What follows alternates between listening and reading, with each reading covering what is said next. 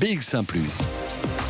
L'édito Fabrice Grosfilet. L'argent, c'est le nerf de la guerre. Et en politique, un sou est un sou. Répartir une enveloppe, c'est favoriser des projets. C'est aussi tenir compte d'un rapport de force. C'est comme ça qu'on fait de la politique en Belgique.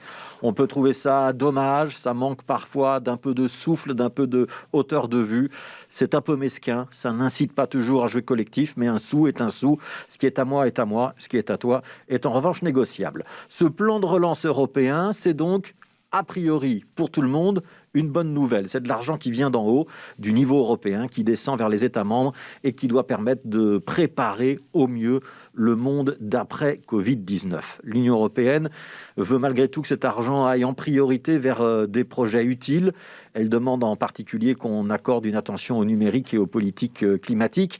Pour le reste, chaque État est libre de présenter les projets de son choix, du moment que cela soit concret, réalisable, techniquement suffisamment avancé et étayé pour ne pas sembler farfelu.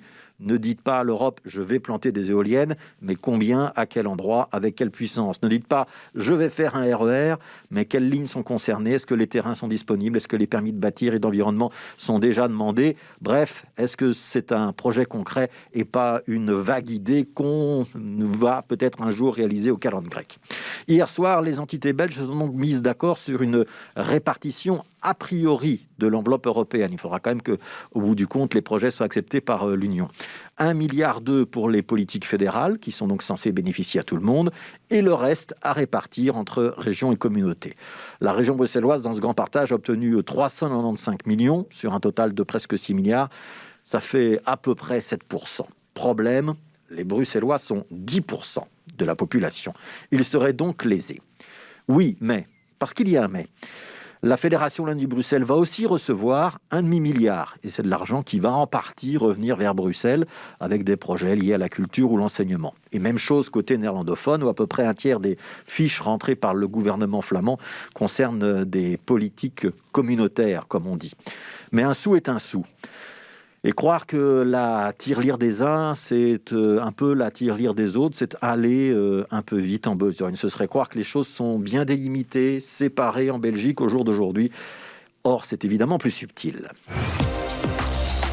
Depuis ce matin, c'est donc un peu la foire d'empoigne sur ce dossier. David Lester, François De Smet, Olivier Minguin, Zakia Katabi, un certain nombre de ténors sont montés au créneau sur Twitter, un peu comme Donald Trump ou ailleurs. Il y a ceux de l'opposition, pour eux c'est classique. Il y a ceux de la majorité aussi qui sont sortis du bois, et ça c'est beaucoup moins classique. C'est notamment le cas dans les rangs d'écolos, que l'un des principaux partis de la majorité se distancie d'une négociation menée par son ministre-président.